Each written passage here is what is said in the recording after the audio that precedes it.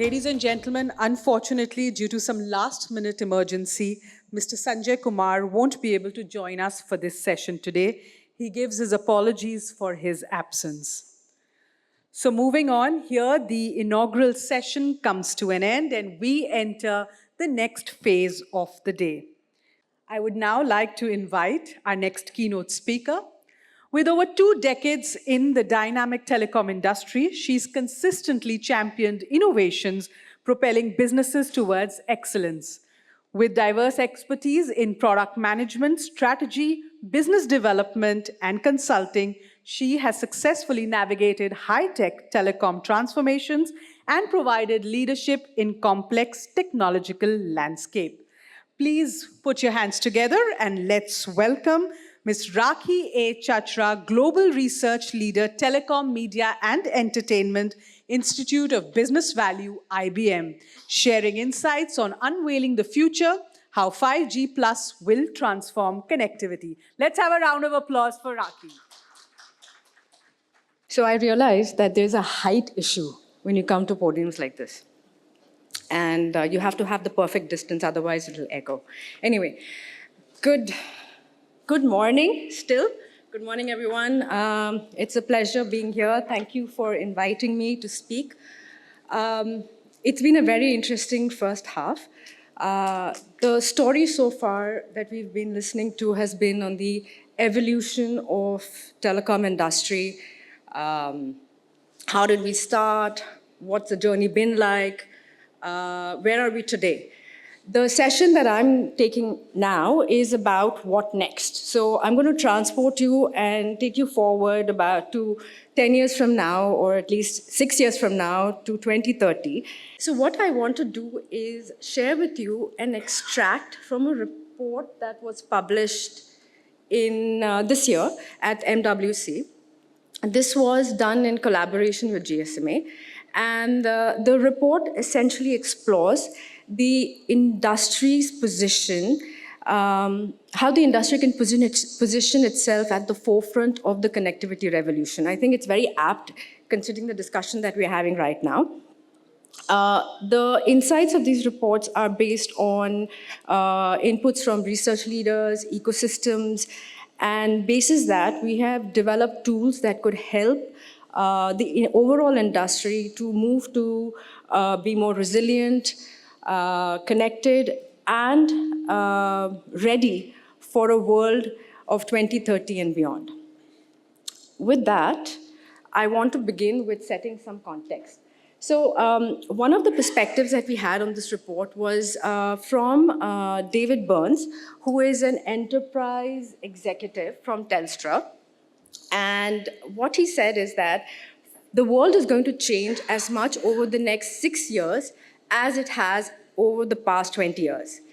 And I think that kind of sets the context of what we're going to see and how fast changes are happening in our industry. So like I mentioned, this is based on a survey report. And one of the things that I want to begin with is, as we look at 2030, what are the kind of services, what are the kind of applications that we are envisaging? So we asked this question to our respondents. So how do our respondents see the world in 2030?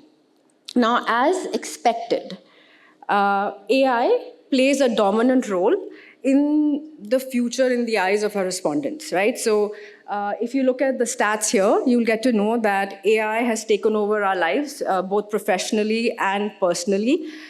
Climate change is impacting and cyber threats are escalating and they require near constant responses from enterprises.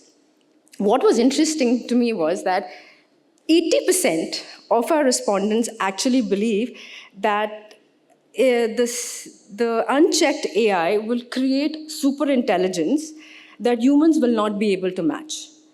When I think of that, that's kind of scary for me, right? So it's like all the movies that you've watched where there's doom happening, all coming to be real, right? So it's a question of, is life imitating art or art imitating life? some of the good points also is that we believe that with AI, we will be able to bring in medical cures. About 65% believe that. So we'll have cure for cancer, Alzheimer's, we'll have a long life. God help us all. Now, that's my favorite. The reason it is interesting is because they believe that we will have autonomous vehicles coming in by 2030. Now, when you look at this, it's a very interesting mix, right? Some of them are talking about doomsday, some of them are talking about autonomous cars, some of them are talking about the fact that we're going to have human augmentation in the brain and things like that. Interesting mix. So how much do you think is fact fiction? Well, I think it's closer to fact than fiction. This year at the CES 2024, all right. So, like I was saying, Hyundai announced having eVTOL devices. So that's your electric, vertical, takeoff and landing taxis. Now, they are basically building on a concept that they decided on in 2020. So in 2024, they've showcased this. In 2028, they plan to have it available. India is one step ahead. We are saying we'll have it in 2026. Now, I think it's a great idea, but I'm kind of paranoid about how, considering how NCR traffic is and how crazy it is, can you imagine how we'll be on the skies with air taxis? It seems like a recipe for disaster, but there is space for it. Now, for something like this to come about, what is it that we need, right? Telecom here then plays a very important role because you need to rely on low latency, high speed 5G networks for real-time navigation, control, and data transmission. And you have to ensure that you have continuous coverage, both to make sure that the air traffic and the ground traffic is in constant communication. Otherwise, you can imagine what that scenario is going to be like, right? The other things that we found, and I think we talked about it a little earlier, is not having passwords. So Google has been working on it for a while, and it is one of the things that our respondents also talked about, not having passwords and all of that. And of course, the AI augmentation, it's happening. Elon Musk is not alone. It's in the works. So if this is what your future is in 2030, then what do we do to get there? So based on the inputs that we received, we kind of did a strategy. Now, before I get into the depths of the report, I just wanted to kind of share with you a little perspective on the background. So this is based on both qualitative and quantitative research that we have done. We've interviewed about 1,800 executives across 23 countries. And there have been CEOs, CTOs, CSOs, enterprise business heads, a good mix, and also looked at their insights to arrive at what we are sharing with you in this report. Okay, so like I said, there were 4 views that we identified based on our analysis. Now, these strategic views are the way we have analyzed the telcos and not necessarily how they perceive themselves to be, right? But at any given point in time, I think the telcos might be following either 1 or 2 of these strategies. So what is it that we found? Yes. Majority, more than 50% of our respondents indicate that the priorities that they have today is what will work for them as they look at 2030, right? The next band that we identified we've coined them expanding. Now, these respondents represent organizations that plan to leverage emerging technologies to energize growth and expand influence with consumers and enterprises. The third segment, which is smaller, about 13%, they represent a group that is trying to reposition themselves. So they're trying to move away from back-end, from front-end services to being a back-end service provider and wholesale provider. The last 8%, they believe life is going to be crisis always. So with Ukraine crisis, climate change, and all of that. So their sense is that we have to be constantly be ready to take care of any crisis that happens at any point of time. That's their mindset. Now, I won't go through all of these four, but I'm going to touch upon two of these. The first two, the maintaining and the expanding. What we found interesting in the maintaining is that their assumption is that their current approach will work. Nothing wrong with that. However, I think it's important to consider that with the change that we're talking about, with all the innovations and emerging technologies that are coming in, they have to be aware of the fact that this might lead to them being left behind. Because if they don't do it, somebody else is going to come in and do it. And all of this may result in shrinking of your subscriber base, loyalty, missed opportunities, growth opportunities, and so on and so forth. So this group believes that market is changing, everything is happening, but they don't need to change, right? The second group, the one that was about 26%, was the strategy one, expanding for uniqueness. Now, this group believes that they have this desire to change. They want to embrace new technologies, and they want to move ahead.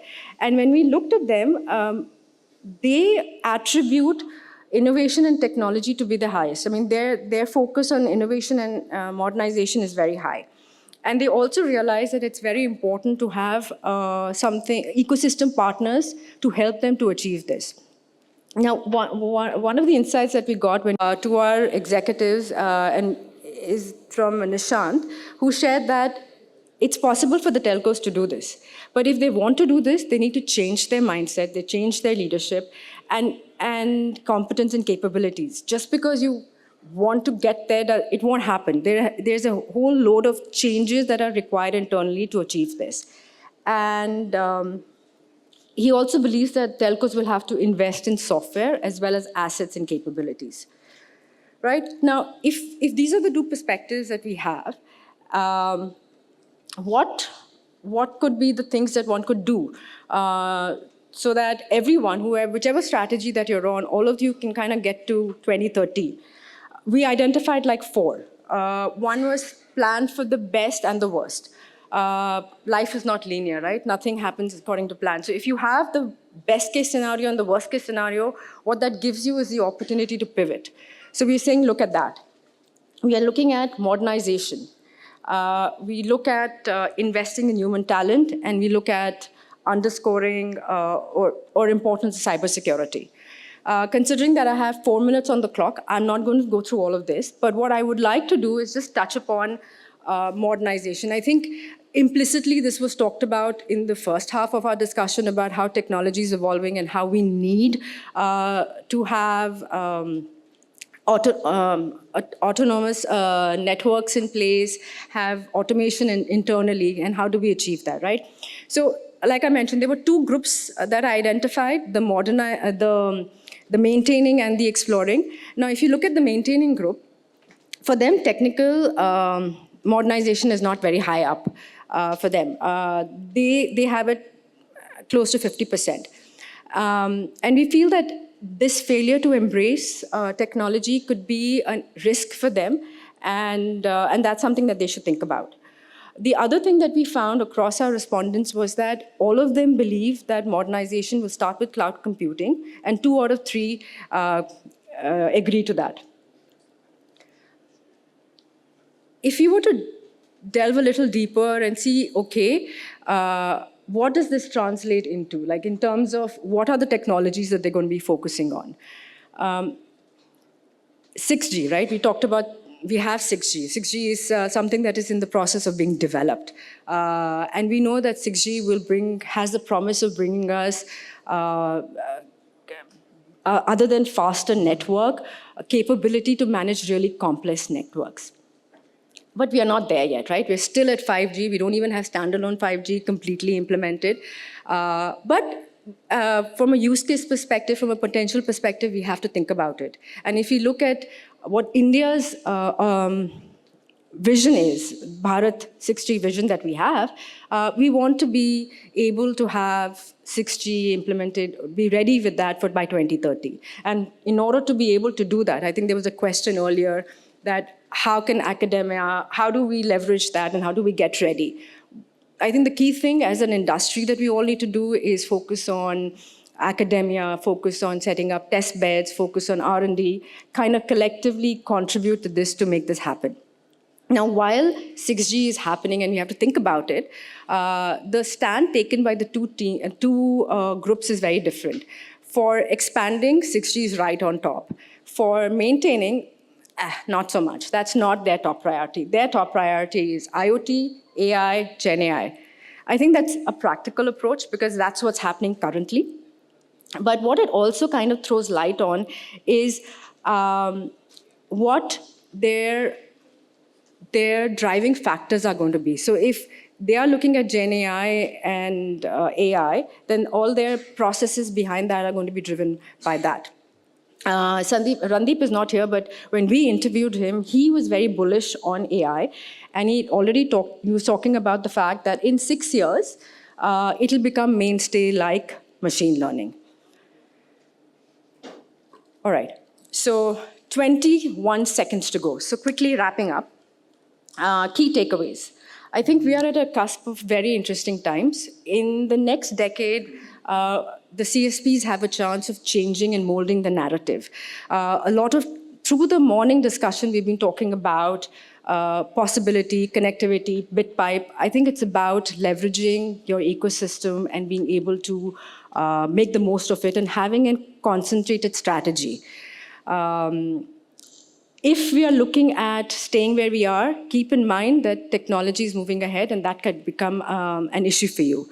If we are looking at, and roughly 1/4 of our CSPs are looking at transforming, then keep in mind technology is not that easy to integrate. I think Gulshan, Randeep, they all talked about the fact that just because it's there doesn't mean it'll work, right? So you have integration issues and everything.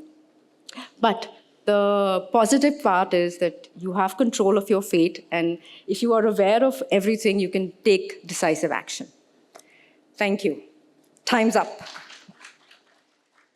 Thank you. Thank you so much, Rakhee. And I think I'll just request you to sit for a while till we just set up the stage for the panel and invite you back again on stage for that.